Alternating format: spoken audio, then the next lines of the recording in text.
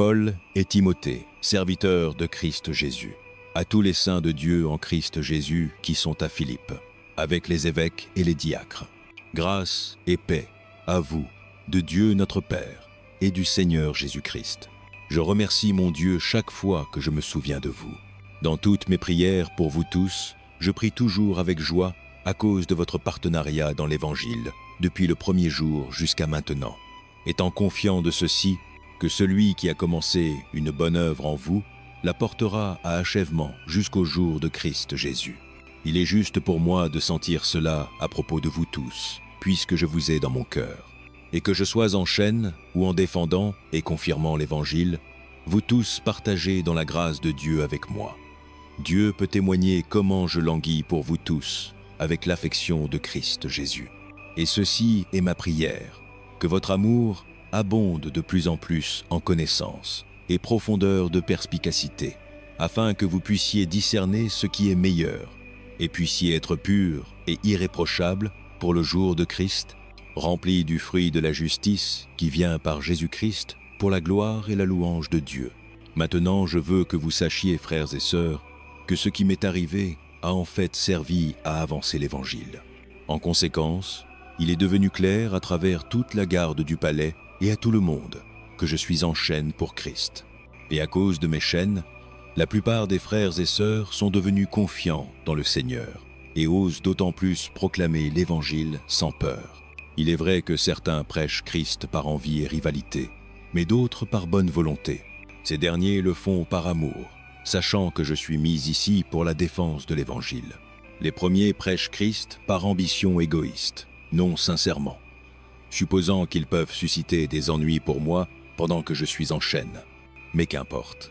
La chose importante est que de toutes les manières, que ce soit par motif faux ou vrai, Christ est prêché.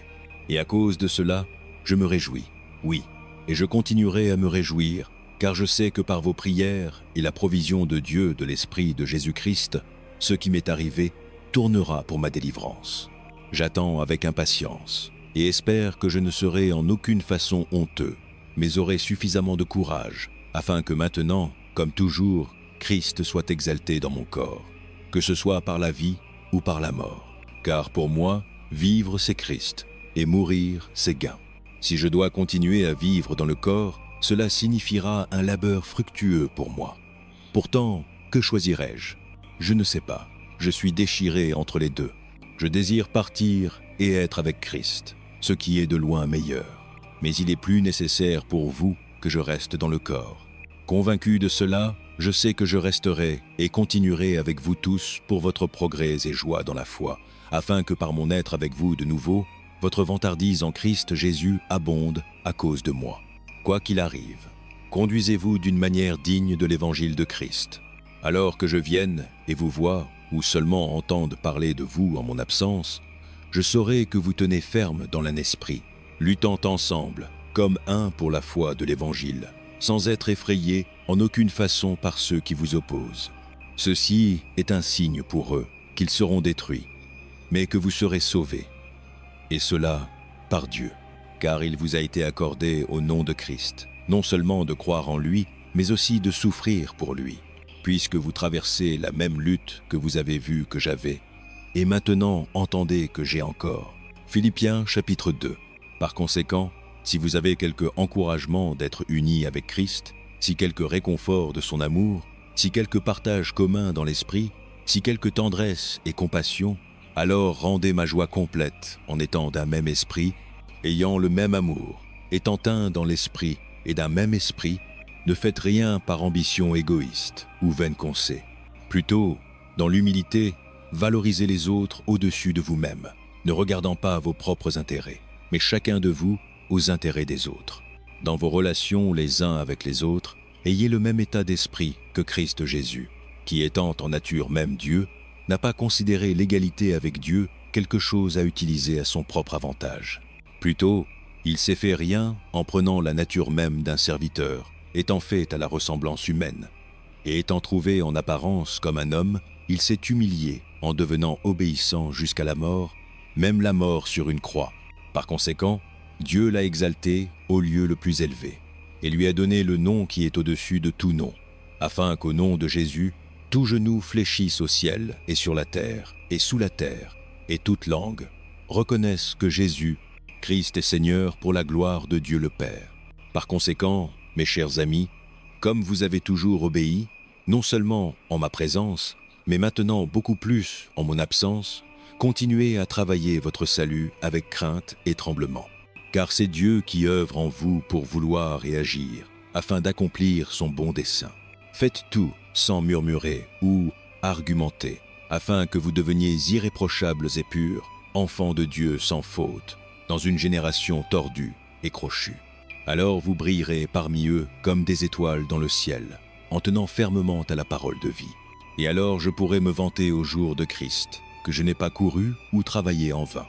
Mais même si je suis versé comme une offrande de boisson sur le sacrifice et le service venant de votre foi, je suis content et me réjouis avec vous tous. Ainsi, vous aussi devriez être contents et vous réjouir avec moi. J'espère dans le Seigneur Jésus vous envoyer Timothée bientôt, afin que moi aussi je sois encouragé quand je recevrai des nouvelles sur vous. Je n'ai personne d'autre comme lui qui montrera une préoccupation genuine pour votre bien-être. Car tout le monde veille à ses propres intérêts, non ceux de Jésus-Christ.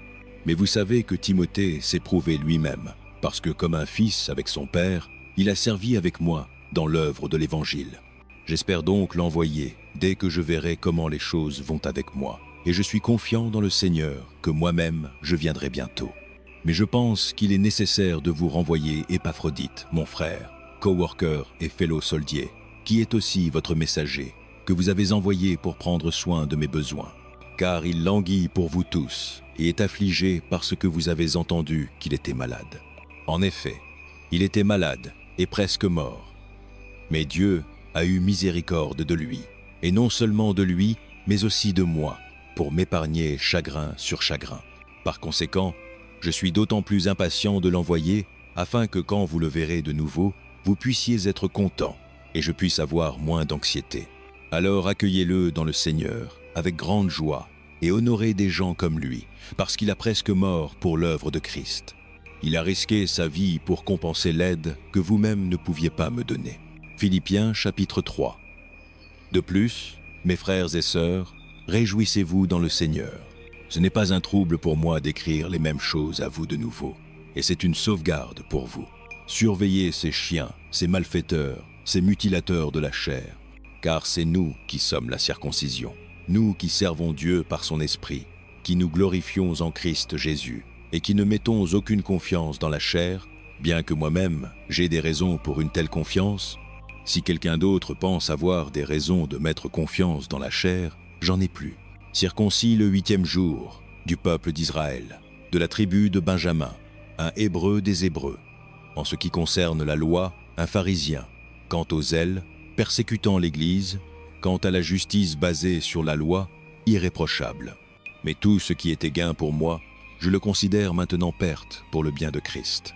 De plus, je considère tout comme perte, à cause de la valeur surpassante de connaître Christ Jésus mon Seigneur, pour qui j'ai perdu toutes choses. Je les considère comme des ordures, afin que je gagne Christ et sois trouvé en lui, n'ayant pas une justice propre qui vient de la loi, mais celle qui est par la foi en Christ, la justice qui vient de Dieu sur la base de la foi. Je veux connaître Christ. Oui, connaître la puissance de sa résurrection et la participation à ses souffrances, devenant comme lui dans sa mort, et ainsi en quelque sorte atteignant la résurrection d'entre les morts. Non que j'ai déjà obtenu tout cela ou soit déjà arrivé à mon but, mais je presse pour saisir cela pourquoi Christ Jésus m'a saisi. Frères et sœurs, je ne me considère pas encore comme l'ayant saisi, mais une chose que je fais, oubliant ce qui est derrière et me tendant vers ce qui est devant, je presse vers le but pour gagner le prix pour lequel Dieu m'a appelé vers le haut en Christ Jésus. Nous tous alors qui sommes matures devrions prendre une telle vue des choses. Et si sur quelques points vous pensez différemment, cela aussi Dieu vous le rendra clair. Seulement, vivons selon ce que nous avons déjà atteint. Joignez-vous ensemble à suivre mon exemple, frères et sœurs. Et tout comme vous nous avez comme modèle, gardez votre œil sur ceux qui vivent comme nous le faisons. Car comme je vous l'ai souvent dit avant, maintenant je vous le dis de nouveau, même avec des larmes, beaucoup vivent comme ennemis de la croix de Christ. Leur destin est la destruction, leur Dieu est leur estomac, et leur gloire est dans leur honte. Leur esprit est fixé sur les choses terrestres. Mais notre citoyenneté est au ciel, et nous attendons avec impatience un sauveur de là, le Seigneur Jésus-Christ, qui, par la puissance qui lui permet d'amener tout sous son contrôle, transformera nos corps humbles, afin qu'ils soient comme son corps glorieux. Philippiens chapitre 4. Par conséquent, mes frères et sœurs, vous que j'aime et pour qui je languis ma joie et couronne, tenez ferme dans le Seigneur de cette façon, chers amis. Je supplie Euodia et je supplie Syntyche d'être du même esprit dans le Seigneur. Oui, et je te demande, mon vrai compagnon, aide ces femmes, puisqu'elles ont lutté à mes côtés dans la cause de l'Évangile avec Clément et le reste de mes coworkers, dont les noms sont dans le livre de vie. Réjouissez-vous dans le Seigneur toujours. Je le dirai de nouveau, réjouissez-vous, que votre douceur soit évidente à tous. Le Seigneur est prêt. Ne soyez anxieux de rien, mais en toute situation par prière et pétition avec action de grâce, présentez vos requêtes à Dieu. Et la paix de Dieu, qui transcende toute compréhension, gardera vos cœurs et vos esprits en Christ Jésus. Finalement, frères et sœurs, tout ce qui est vrai, tout ce qui est noble, tout ce qui est droit, tout ce qui est pur, tout ce qui est aimable, tout ce qui est admirable, si quelque chose est excellent ou louable, pensez à de telles choses. Tout ce que vous avez appris, ou reçu, ou entendu de moi, ou vu en moi, mettez-le en pratique, et le Dieu de paix sera avec vous. J'ai grandement réjoui dans le Seigneur qu'enfin vous ayez renouvelé votre préoccupation pour moi. En effet, vous étiez préoccupés, mais vous n'aviez pas l'opportunité de le montrer.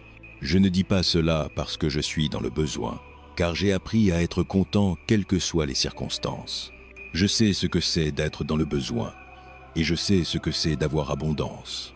J'ai appris le secret d'être content dans n'importe quelle et chaque situation, que ce soit bien nourri ou affamé, que ce soit vivant en abondance ou en manque. Je peux faire tout cela par celui qui me donne la force. Pourtant, c'était bon de votre part de partager dans mes troubles. De plus, comme vous, Philippiens, le savez, dans les premiers jours de votre connaissance de l'Évangile, quand je partis de Macédoine, aucune église ne partagea avec moi dans l'affaire de donner et recevoir, sauf vous seulement.